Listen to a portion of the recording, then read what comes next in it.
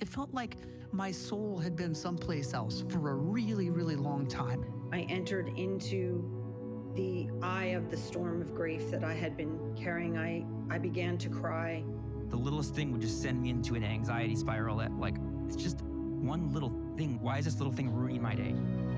Eleusinia is a unique psilocybin retreat based in Mexico with a focus on meditation, neuroscience, and brain health. I had zero doubt that this was something that I was going to go through and actually do. That self-compassion sort of has trickled into every little part of my life. I hadn't laughed that hard in so long. The profoundness with which I experienced like reality, the magnitude of the beauty was just completely overwhelming.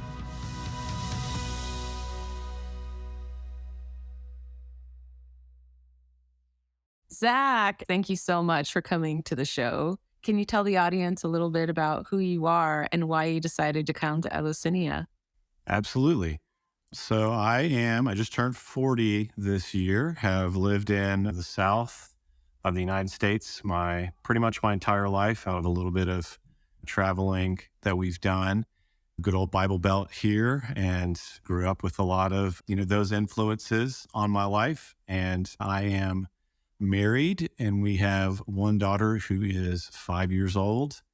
And we have gone through a lot of trauma pretty much since she's been born. So for about the past 5.5, 6 years, we've gone through just a lot of difficult situations. And I would say that what led us to Eleusinia was mainly my wife doing the research, her finding it. She is very, very sensitive, the most sensitive person that I've ever met in my life. And so obviously she felt the trauma a lot more deeply than I did, and started doing the work of dealing with that a lot more than I have. And so she started to look into the retreat. And so for me, it was mainly about going to support her in that. I don't ever like to tell her that I think something's a good idea and then not either try it with her, do that with her. I really want to support her through that. So that was kind of the first thing that I was thinking. But then I have started to see a counselor, because whereas my wife is very, very sensitive, I am probably the opposite of that. I try not to feel things too deeply unless it's just joy. Certainly the more difficult of the emotions, I just go, let me just like cram that down and deal with it later. But I started going and seeing a therapist within the last couple of months. And so I thought, you know what, going on this retreat might also have some really good benefits for me to process through some trauma, just to deal with some issues. So I would say those are the two things for me. It was to support my wife, but then also trying to go in with an open mind and say, let's see what happens. Let's see if some other really good things come from this personally for me as well. So you say that you grew up in the South and you grew up in the Bible Belt, and that was your whole community and your identity. So this feels like it was outside of the box for you. Like how did that feel? Absolutely. Yeah. Grew up with a family that was very, very heavily into moralistic behavior and doing the right thing and following the rules. And obviously I got good at hiding the bad things that I was doing from my family and from the church. But I would say that a lot of that morality did sink in. I try to be a person who follows the rules and who abides by the laws, because I know that at the heart of most of the rules and the laws that we have, there's good intentions behind that. And so, but that was kind of how I grew up. I never got drunk, never drank before I was 18, never did any drugs. And so, yeah, this was definitely a big paradigm shift for me. I would say also growing up in the late 80s and the early 90s was definitely like a just say no kid. And so I would take that, you add the morality to it, and I'm like looking down my nose at people who are doing mushrooms and things like that. Like, oh, that's just a bunch of weird hippies just doing something that's irresponsible. Would definitely be the mindset that I would have taken going into something like this if my wife had not done the research if I had not to kind of start to deconstruct some of those ideas as well myself and just realize like, oh, okay, a lot of times the government just kind of makes arbitrary choices for what they say is good and bad and right and wrong. And I would say even, growing up in the church, I've recognized that as well, that folks who go to church, basically they have their list of like sins that they like tolerate and sins that they don't tolerate. And so I've started to kind of see the hypocrisy in that. And so, but yeah, on like a gut level for me was like, wow, am I really going to go to Mexico and do mushrooms? Like that was, yeah, pretty bizarre kind of thought to have based off of the first 40 years of my life. You say your wife did the research. Did you take a look at it and decide that it sounded like a legit good place? Or did you trust her own judgment and trust her research? Because I know her and I know she's a good researcher. Sure. I certainly have learned to trust my wife's research and her judgment, trust her gut. That's kind of the way that we refer to it. Meeting with the folks on staff with you guys that was a big part of giving me confidence in this. And it's funny when you get a new car or a car that's new to you, you know how you notice that same car on the road all the time while you're driving around. It was the same way as I started to think about psilocybin. I started noticing it in podcasts that I was listening to and books that I'm reading, just popular culture. I was like, wow, this is something that's a lot more common and a lot more researched and a lot more thought through than maybe I had thought about in the past. So yeah, I started to open my mind about it once we kind of looked at all the different factors. So I'm curious. I know that you mentioned that your wife is one of the most sensitive people that you know. So were you feeling like you were there to support her all the way up until the ceremony began? Like you didn't have much thought about your own process? Or did you start to contemplate what it might mean for you? No, I did. I knew that, I mean, anything in life I feel like that is excellent and worth doing takes a lot of work. And so that I knew that if I just kind of phoned this in and I didn't really put the effort in, that it wasn't going to be that great. And so, yeah, I was certainly thinking about it beforehand. I thought through a couple of kind of important things that I was like, all right, I hope that this is what I can kind of think through.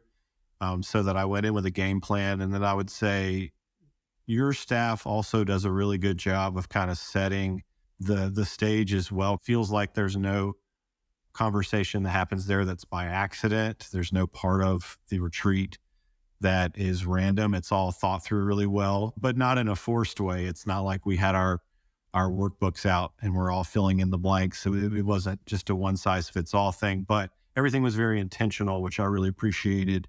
That by the time we got to the actual day where we were doing the different things, we had a very good idea of kind of what it was going to look like. And we were prepped very well, especially I was really surprised by how well the breathing exercises helped with that, where it was really getting you not just mindset prepared, but body prepared as well. And I had just listened to a podcast about the book, The Body Keeps the Score. And so that was fresh on my mind as well. But yeah, I would say that was really, really beneficial just to go ahead and be thinking it through, be preparing for that and not just going in and hoping for the best, but really trying to do everything that I can for this to be a good experience.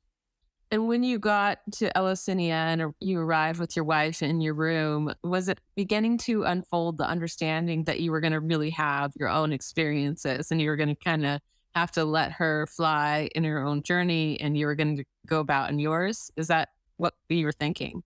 Absolutely. And I would say a big reason for that was because when you get there, you see that it's a safe space. You see that it's a comfortable space. You see, like I said, it's an intentional space. And that gave me a lot of confidence that, okay, I can do my thing. Hannah can do her thing. And that's going to be okay because she's going to be well cared for. She's going to be protected. She's going to be just fine. And in a lot of ways, that gave me freedom to be able to to experience it myself as well, that where I wasn't just thinking like, okay, I need to keep one eye on what I'm doing, one eye on what Hannah's doing. I was like, wow, I can really be fully in this moment myself because of the work that you guys put into it. So that was really, really good. And so, from your upbringing, you really haven't had much experience with your own spirituality outside of the church, right? You came to Eleusinia and then you met our curandera, which is a little outside of the box, the traditional Mexican way of kind of providing and doing a blessing over the mushrooms. And she does the blessing over the ceremony. How was that feeling when you were sitting for ceremony day and it was just more of a traditional different aspect? Were you just feeling all in and comfortable and at peace and totally ready? It's interesting because the faith that I grew up with kind of initially as a child and even into middle school and high school was definitely one of just believe this because we tell you to. It's the thing that you've always done. But I kind of stepped away a little bit from that with some good friends in high school who went to a different denomination, and they encouraged much more of like, you need to know more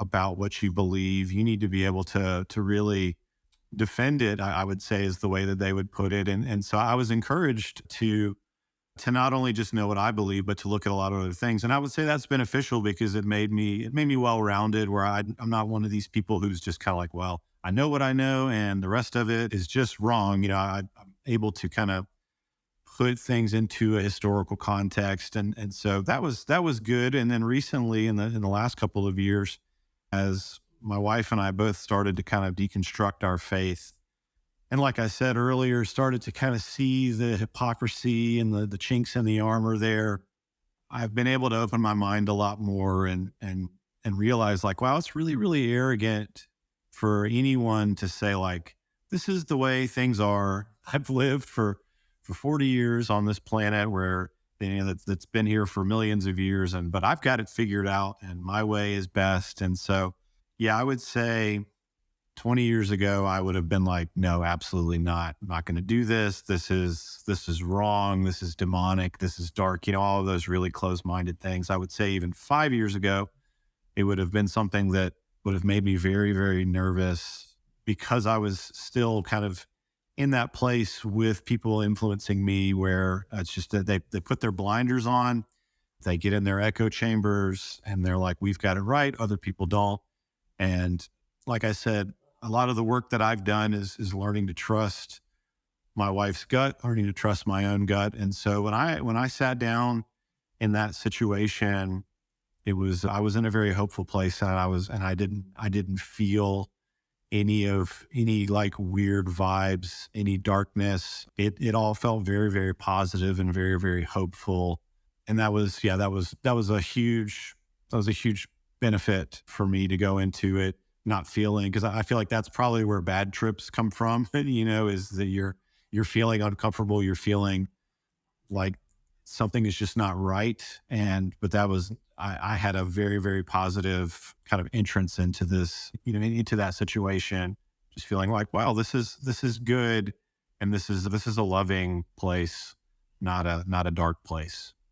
And so, what were your first experiences? When did you start to notice the effects of the psilocybin on that macrodose day? So with the macrodose, when we were doing some breath work, and I closed my eyes, and the colors that I was seeing. Normally, when you close your eyes and the sun's out, you see red. That's just how you would describe it. It's kind of red, but it was like, wow, this is so much more vibrant. The vibrancy, the richness was just turned up. And that was my first hint that something was happening. I knew it was going to hit me pretty quickly. So I was paying attention to all that because, I haven't put stuff like this into my system before. So I knew that chemically things were going to happen pretty quickly. That was the first thing. I said, I need to go ahead and get up and go to a spot. And then when I really knew, I was like, okay, I have left the station, was when each individual blade of grass seemed to take on a life of its own. And yet it was moving in community with the rest of the grass. It was like when you go snorkeling and you see like a bunch of seagrass that's all being controlled by the same current. but then just like on this crazy scale where every single blade of grass was doing that and was alive. And then it all started to take a geometric form, and I could kind of blink my eyes and make it take different geometric forms. That was when I was like, okay, this is really happening. At that point, were you like, okay, I'm here for it? Were you feeling like, okay, let's do this? Or were you like, oh my gosh, this is crazy? I was like, let's do this. At that point, I mean, there's no turning around at that point. I mean, as soon as I ate the honey, I was like, well, if this mushroom really does what they say it's going to do, there's no getting away from it. But kind of mentally there, I'm a very visual learner. What I see is kind of how I process the world in a lot of ways. And so that was just a blast. And it was interesting talking to a few of the folks on staff. They even said to me like, yeah, we had our doubts about how this was going to go for you. And even in the moment, like, is this going to be good or not? And so like, I don't know what kind of vibe or appearance I was giving off for the first part of it, but I was having the time of my life. To be able to see the world almost in a different dimension was really, really fun as a person who likes the visual arts, who kind of processes the world that way. So I was like, this is fun. This is really, really good. So what happened next? Did you move or did you just stay there for a while? Oh, I felt like I stayed there forever. I felt like everything just slowed down, and everything slowed down in a good way. It was like I had permission to just see what I was seeing in front of me and just to be in that moment.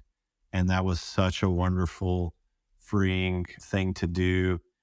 And even, but I still had in the back of my mind, like, okay, don't get bogged down here.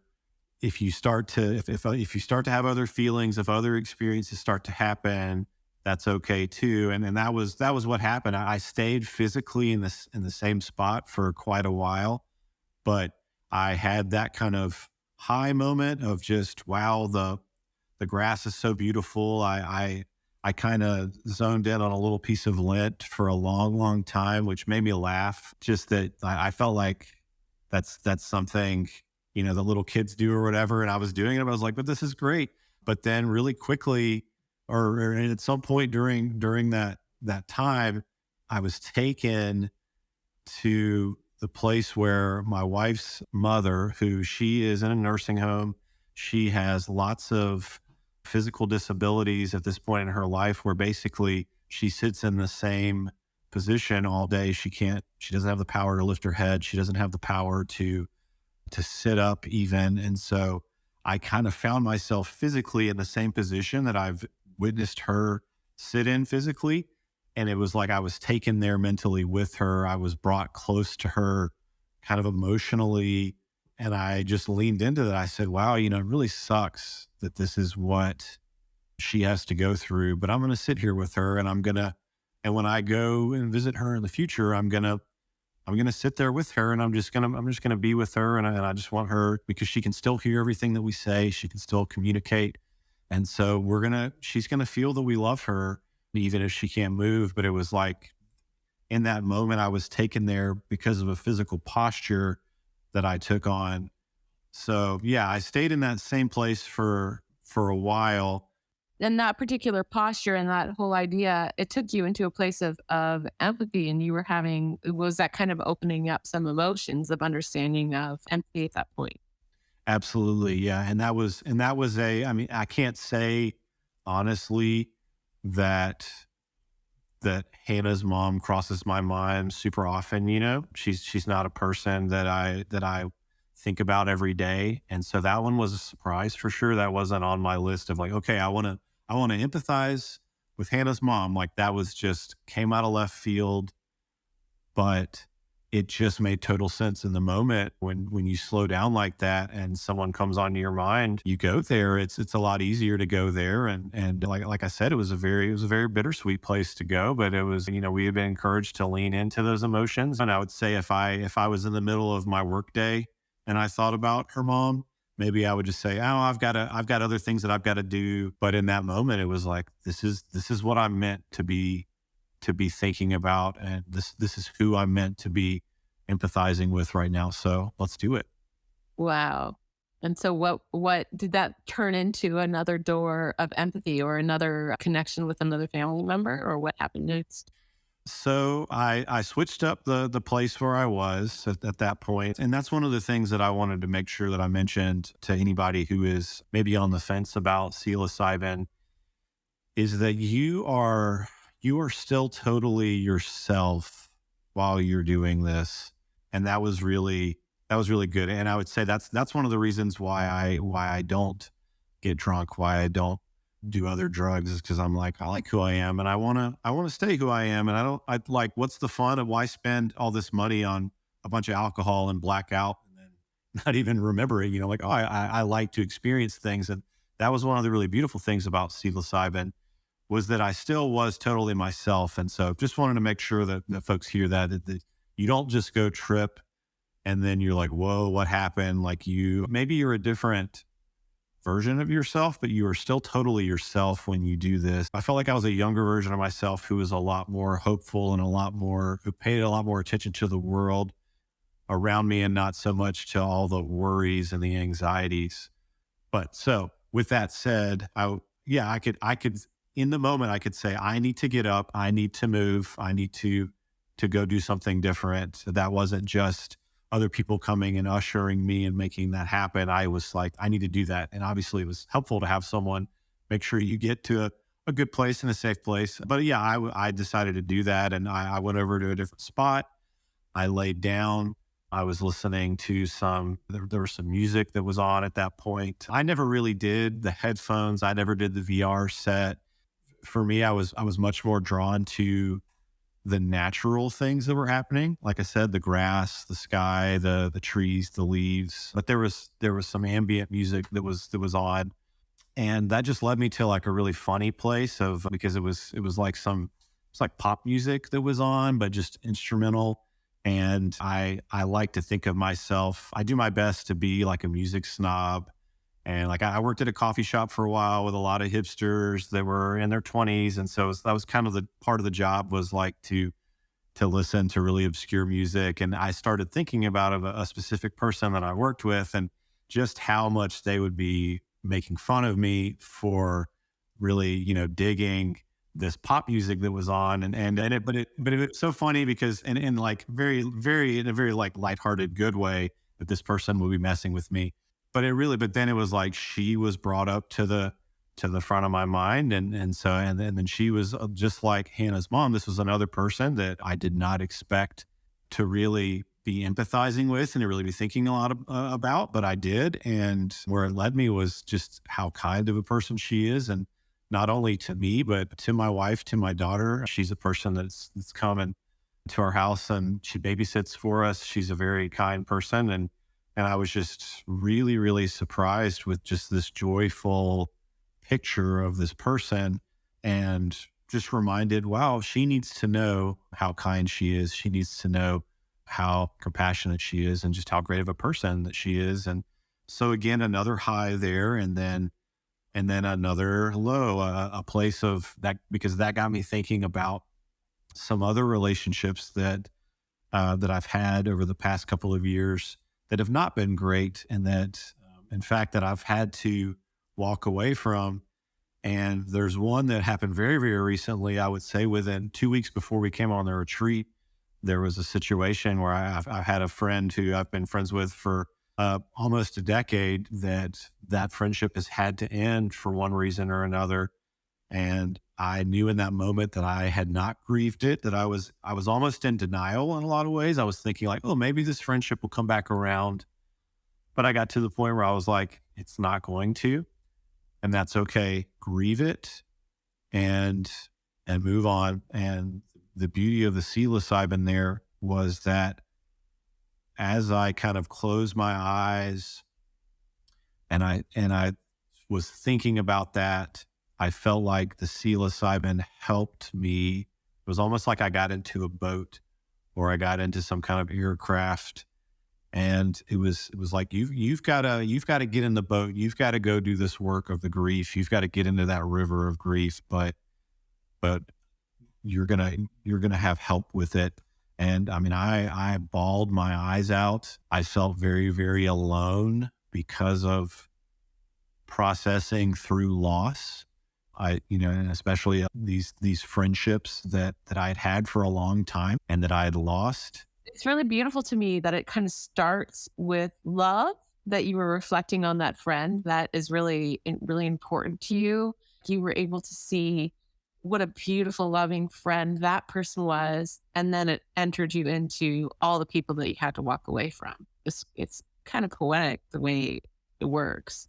Yeah, it was definitely a balance. And then that was good too for it to balance, because when I came out on the other side and I was processing through this stuff and talking to my wife about it, talking to you guys about it, yeah, it wasn't just a place of, well, all I did was cry and I grieved and it was really, really bad. But yeah, there was also parts of it that were very, very uplifting and good and happy. And I mean, and I think that's how life is. It's ups and downs. But I would say probably, and when you go through trauma, you get stuck in the down, and then a lot of times you can't even appreciate the up, because you're just so bogged down in the down. And yeah, that was a very unique experience to go through both of those. And I'd say I think that's one of the real benefits of psilocybin, is it starts you on that journey of moving beyond the trauma, because I know that's what I've been learning recently, is that it's not that trauma was and it happened and it's over. It's like, that's what trauma really is that it just stays with you, and we have to come up with ways to cut it loose and to free it. So did you feel that human empathy, circling back around, like you were moving through a lot of grief for the people that you had to walk away from? Were you still able to reflect on empathy and for yourself and who you are, and the knowledge that those are human beings that just aren't meant for you in your path, or how did that evolve? Yeah, I mean, I would say when I look at those relationships, especially with the guys that I was close to, yeah, I mean, I wish them well. I don't appreciate the ways that they let me down. I wish that it was different. I wish that I was still friends with those guys. It's not like the friendships ended because they moved. It was like, it was choices that they made to either kind of directly hurt me and my family, or to indirectly, by negligence, to hurt my family. I don't know. I don't think that I'm a person who really holds on to a lot of bitterness just in general already. So that wasn't tough to do. But I think kind of the entire process of, like I said, coming from a place of like arrogance to a place of more of humility and a more of trying to give people the benefit of the doubt. I would say that that's gotten better, while at the same time been learning a lot about boundaries. And I definitely came through this situation too. Like I said, there was with the one guy in particular, I was still kind of at a place where I was like, well, maybe we could still have a relationship. But as I came through this, I was like, nope, the boundary is going up and the boundary is good. And I'm not going to feel bad about that. And even if I get any pushback from him, if he tries to come over that boundary, I'm not going to do it. It's not going to be in a mean way, but it's going to be in a way where I take care of myself and I take care of my family.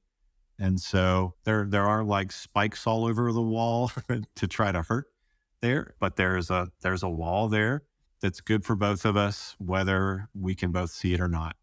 So in that softness of your psychedelic experience, the boundaries kind of unfurled and became strong, and you were like, okay, I get it. I see it. It's good.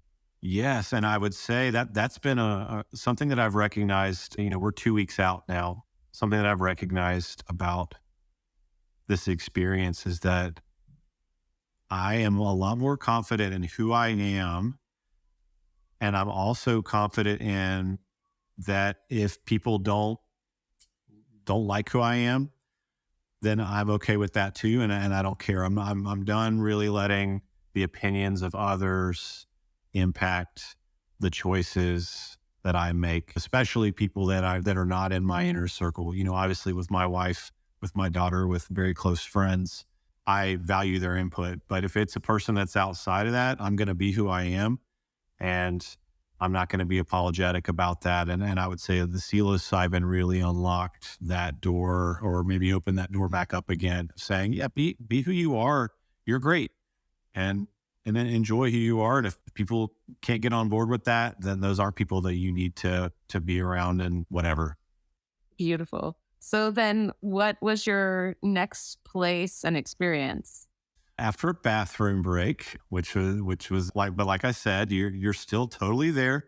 And it's not like you're just totally gone. You're still yourself. You still can do all the things that you need to do with a little help. I moved over to the fireplace and just had a really, really wonderful moment. Like I said earlier, I'm very visual. And so to just slow down and to look at the fire, to look at the small bits of ash that were sticking to the back of the fireplace. So you got this really light ash on this dark charcoal back of the fireplace, just became a galaxy. I mean, that's one of the coolest things, is like small things that we don't pay attention to every day become these huge things, and become things that are worth slowing down and looking at. And the world just kind of pulsates and moves. And so had another really great moment.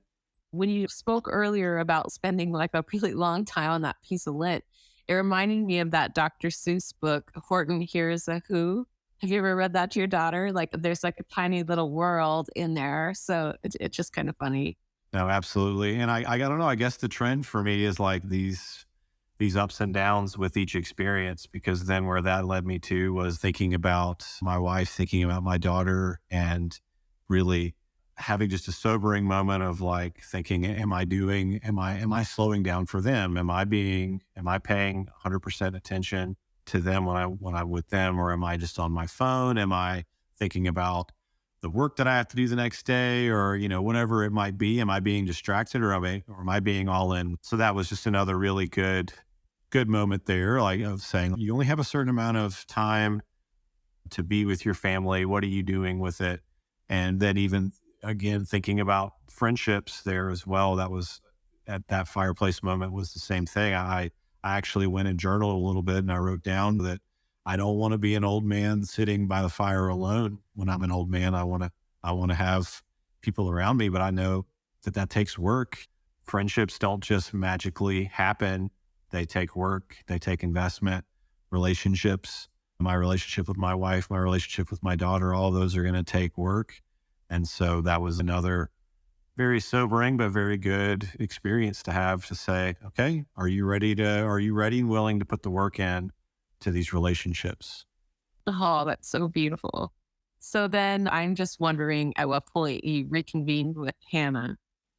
It was pretty soon after that. I think that I went and had one other station, and Hannah was on my mind the whole time, but I was really focusing on giving her the space that she needed, even while I was, while the trip was happening. I was thinking that at each place that I was at, okay.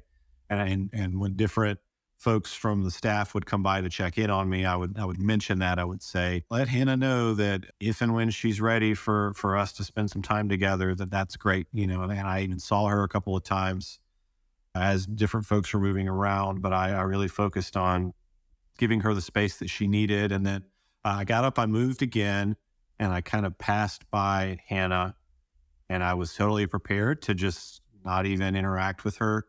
But she saw me, her eyes lit up, and we kind of held hands for just a second as I passed by. And I really intentionally went, and I got into a little alcove that was close to where she was. And I was just like, all right, I'm going to be here for her now. I was in other places, but I'm just going to be here. I'm going to wait for her.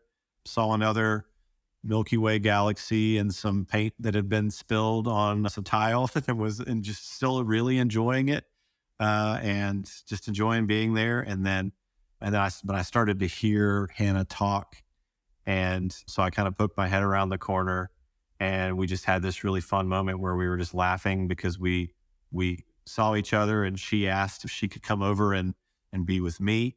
And it was like we were both ready for that to happen. And then we just reconnected at that point, and we were able to relate to each other that this was a very, very high valence experience for us, that we were really, really enjoying it, that it was really, really good.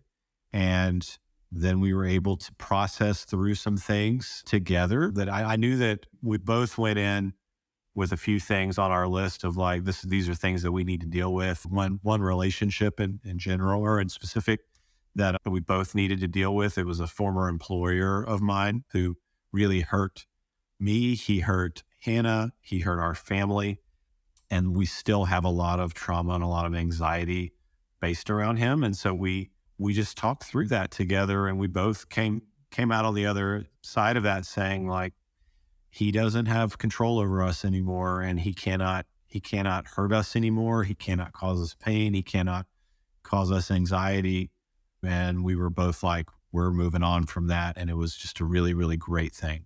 Wow. Beautiful. And because it has to be the right time before a couple can kind of get together, because the worlds that you're in, your experience, your perception is just so wildly different.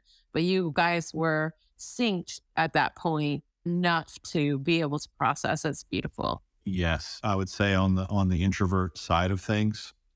And so I found myself not only wanting to give her the space that she needed, but wanting to have that space myself really, really quickly on. I didn't want to be around other people. And it's funny how the personalities come out that way. There were a few folks on the retreat that were much more kind of extroverted and moving around a lot. And I found myself kind of very aware of that and not wanting to be around those folks. And the staff, again, just did a phenomenal job of making sure that your experience was your own, and then it was safe, and then it was high valence, and then it was very comfortable.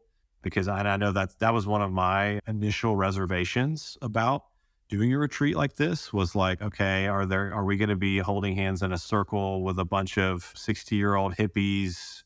And is this just going to be super weird? It was absolutely not that. It was a very, very good situation. And there's just something about, I think in Western medicine, it's all about the individual because it's Western thought. And so you go and to the doctor by yourself, and you take the pill on your own, and you deal with your problems by yourself. And there's something really beautiful to do an experience like this with other people, where you can look around and you can go, okay, I'm not alone. There's other people doing this. There are people older and wiser than me who have chosen to go on this journey as well. And they're doing okay. I can be okay too. They're opening up. They're leaning in to their grief. They're dealing with their trauma. They're enjoying it. And that was really, really beautiful to do it as a retreat. And I think that's one of the, like I said, a reservation I had at the beginning. And now on the other end, I'm like, no, that's why you want to do it that way, because it's a very, very good thing. Wow. Interesting. So as the day kind of closed and you and Hannah were able to retreat and go into your room. Specifically for us together, it was really, really good. Even as we were kind of coming down off the effects, we were able to just enjoy being around each other.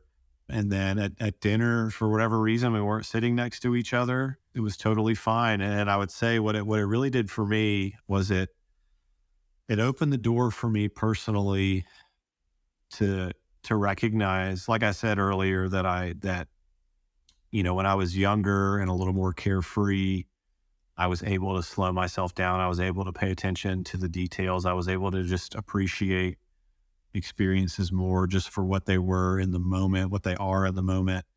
And I found myself doing that even after the trip was over, where I was like, there's no reason I can't stop and look at this meal that I'm eating and appreciate it visually, and then chew each bite and enjoy it texturally, rather than just wolfing my food down like I normally would.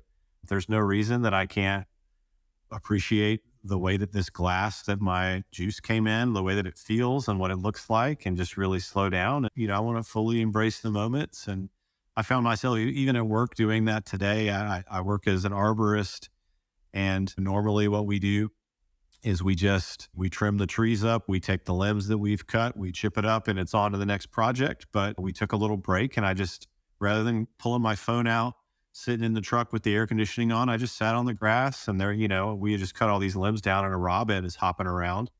and looking at what it can eat. And I'm like, well, I have a front row seat to like look at this robin and see the way that the robin behaves and what it's up to. But yeah, I found myself even on the other side to say my culture and myself are what's holding me back from slowing down.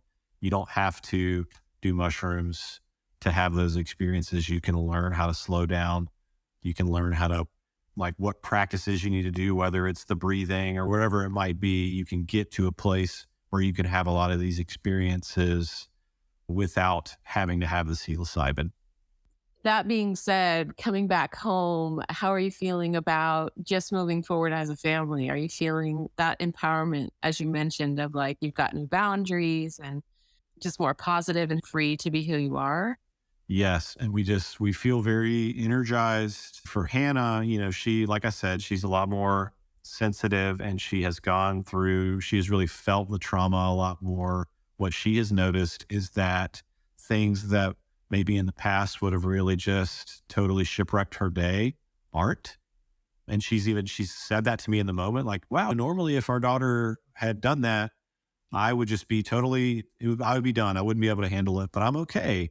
And I would say for me, it's really energized me to say, okay, put the phone away, make sure that you're fully in these moments. Just if your daughter wants to play, then slow down and play with her, because that's the more important thing, is just being in the moment. That's what, it's like those moments are going to build and build and build. These are the memories that she's making, and this is the foundation that she's building. And I want her to have lots of a big, broad foundation of me being present with her versus me just providing and not being present with her. So yeah, it's been a very, very positive thing for our family, both on the, okay, let's set up high valence situations. And then also, all right, we can deal with low valence things a little better. Or we can throw boundaries up to where we're just not going to put ourselves, with Easter happening this weekend, family baggage is going to be a thing, especially with all the church stuff that goes along with that. So like we had a very open and honest conversation about what this weekend is going to look like for us. Whereas maybe in the past we would just be like, well, we have to do this to please other people. We're like, no, our family is priority one here, and we're going to make sure that gets covered before we make any other decisions with this. So you also mentioned that you don't need the psilocybin to drop in the moment. The psilocybin helps you realize that. And it sounds like that's something that you want to move into more, that there's a lot of like worlds and worlds of beauty in your own family and the trees around you and nature around you. Do you plan on just pulling more of these practices in? Is that who you want to become as you live the rest of your life? And I also remember you saying that you wanted to have more fires in the backyard and you wanted to spend more time with your daughter in the trees. And like, I just see this, who you are moving into this person who can slow down and really value, like you said, the friends, the fireplace, the trees. Yes. No, I mean those are all things that we want to do. And so obviously I have to make some decisions. You can't have more time in the day. You just have to change what you do with the time that you have. And so, yeah, and it's worked out really well that it's the spring. It's a lot easier to get outside, to have a little fire pit thing going and all that's set up. And so, but yeah, and then even just kind of making those big decisions, just choosing to kind of set up our life in a way where we're set up for success, where we're set up for high valence. And I wonder, I think probably, and like I said, it's been 2 weeks for me. I'm planning on having some more psilocybin within the next week. And what I'm learning is that you have to really think it through a lot more. You have to get organized. It felt almost effortless in Mexico because that's y'all's job. You guys set that up. And so, but I need to go into it with the same kind of thought process here. Like, okay, what do we need to do to make sure that this is going to be successful here? And I'm really interested to see what the effects of that will have moving forward, because like I said, the macro dose and then the mini dose both really energized me and really put me in a good headspace to be able to make those choices, to prioritize my family and prioritize time with my family, just to prioritize slowing down. And so I'll be interested to see if doing this at home has the same impact or not. I just have to mention that, like, you did use the term high valence a lot in this podcast, and you heard it first at Eleusinia, right? Yeah, that was the first time that I had ever heard that phrase, and it's become something that we say a lot. It's almost kind of nice because it's like it's not something that you hear a lot, so it can be kind of a code for us as a family, but it's also just a very valuable, useful way of thinking about things rather than just saying like this is a good situation or this is a bad situation. Adding a little more meaning to it using high valence is good. Even, and as we started to say it, our daughter's like, "What's high valence?" Yeah, we started to explain it to her, we're like, it's like when you get in the bathtub and the water temperature is just right. It's not too hot, it's not too cold, or it's like when you put on a pair of gloves and they fit you just right. They're not too tight, they're not too loose. And I mean, yeah, she's a smart kid, so she's already totally understanding it. But yeah, it's like it's right. It feels right, not necessarily feels good, because for me, leaning into those moments of grief and of empathy, where those moments were high valence. Looking at it maybe from an objective point of view, you'd be like, "Oh, that's like grieving your friends. That's bad to do that." But it's like, no, there's actually a lot of good value in that. I'm so happy to hear that because both you and Hannah are just you're very, very deep, thoughtful people. So it's so cool to hear that you guys are using it as a language at home. And I just appreciate it so much. And you like hit the definition right on. And it means so much to me because it's hard to express sometimes how much work we get done in high valence situations where there is crying and a lot of pain coming out. So I appreciate that. And I appreciate you, Zach. Thank you so much. Is there anything that we didn't hit on that you wanted to mention? I think that's it. Yeah, like I said, if there's a person who's listening to this who's a skeptic, know that you're not alone in that, and that's okay. It's good to think through things, but take the time to talk to the staff. They're more than happy to walk you through that. And just know that one of the things that I said to Jessica as I was leaving the retreat was, thank you for making this experience as normal as it can be. And I know that that's a big part of it is to kind of embrace the abnormality of it. But it was very comforting to me that it felt, I think, latch onto that term, high valence. It was comfortable and it was right.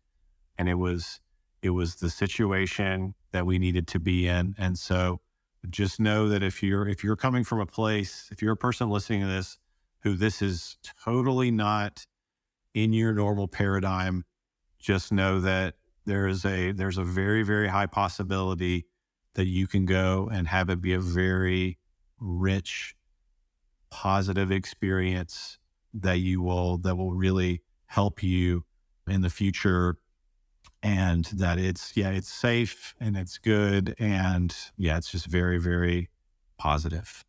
Okay. Well, thank you so much, Zach. It's just been such an honor. Absolutely. Thank you. Thank you all so much for listening. You can find all the information that you need to learn everything about this retreat on eleusiniaretreat.com. We are a retreat that offers ongoing integration support, breathwork classes, and cultivation support after you have attended this retreat. It's an amazing experience that's one of its kind. If you're looking for a science-based retreat, something out of the box, something to change your life, something to add to your practice, this is where you really need to start. eleusiniaretreat.com.